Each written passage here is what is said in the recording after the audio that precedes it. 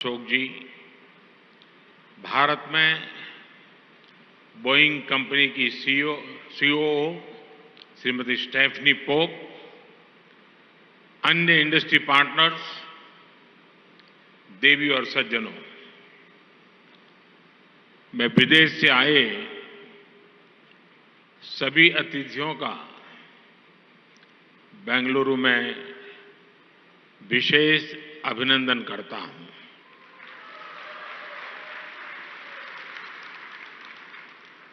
Bengaluru aspirations को innovations और achievement से जोड़ने वाला शहर है।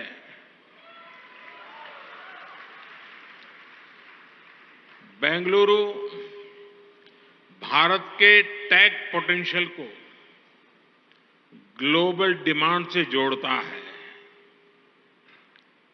बोइंग का ये नया ग्लोबल टेक्नोलॉजी कैंपस भी बेंगलुरु की इसी पहचान को सशक्त करने वाला है। ये अमेरिका के बाहर बोइंग कंपनी की सबसे बड़ी फैसिलिटी होगी।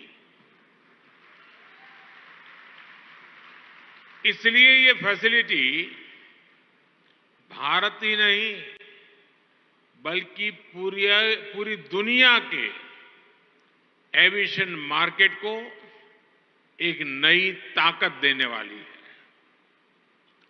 लेकिन फ्रेंड्स, इस फैसिलिटी का महत्व सिर्फ इतना ही नहीं है। ये ग्लोबल टेक, रिसर्च और इनोवेशन, डिजाइन और डिमांड को ड्राइव करने के भारत के कमिटमेंट को भी दिखाता है। ये make in India, make for the world इस संकल्प को सशक्त करता है। ये कैंपस भारत के टैलेंट पर दुनिया के भरोसे को और अधिक मजबूत करता है।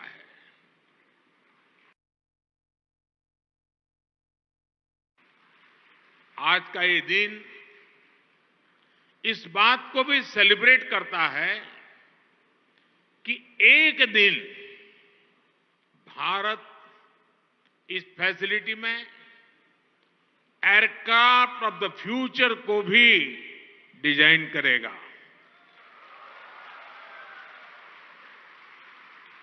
और इसलिए मैं बोइंग की पूरी मैनेजमेंट को, सभी स्टेक होल्डर्स को बहुत बहुत बधाई देता हूं, बहुत बहुत शुभकामनाएं देता हूं।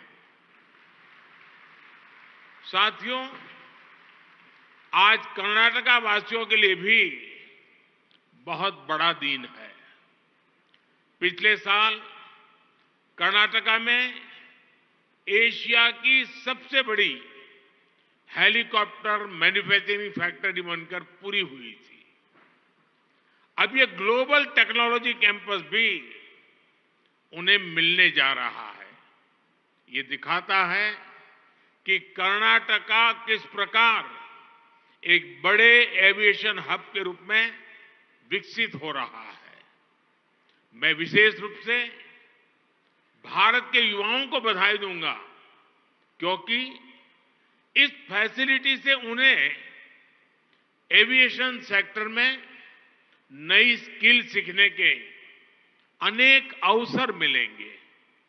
साथियों, हमारा प्रयास है कि आज देश के हर सेक्टर में विमेन पार्टिसिपेशन को बढ़ावा दिया जाए।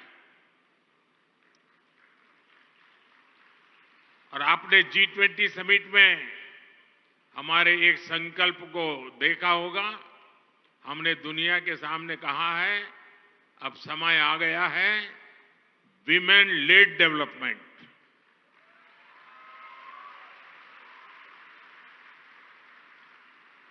एविएशन और एरोस्पेस सेक्टर में भी हम महिलाओं के लिए नए अवसर बनाने में जुटे हैं। चाहे फाइटर पायलट्स हो या फिर सिविल एविएशन हो, आज भारत महिला पायलट्स के मामले में लीड कर रहा है। मैं गर्व के साथ कह सकता हूं कि आज भारत के पायलट्स में से 15% विमेन पायलट्स हैं।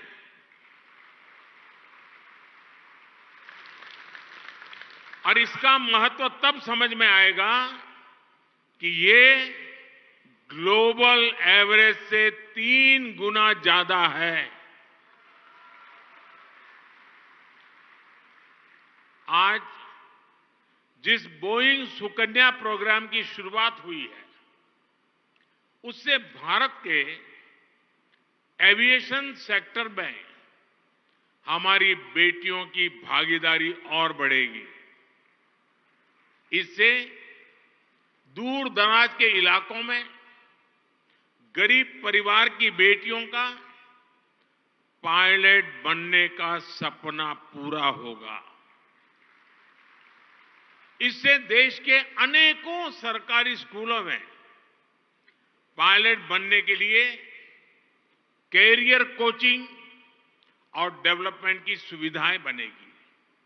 साथियों, अभी कुछ महीने पहले ही आपने देखा है कि कैसे भारत का चंद्रयान वहां पहुंचा जहां कोई देश नहीं पहुंच पाया। इस सफलता ने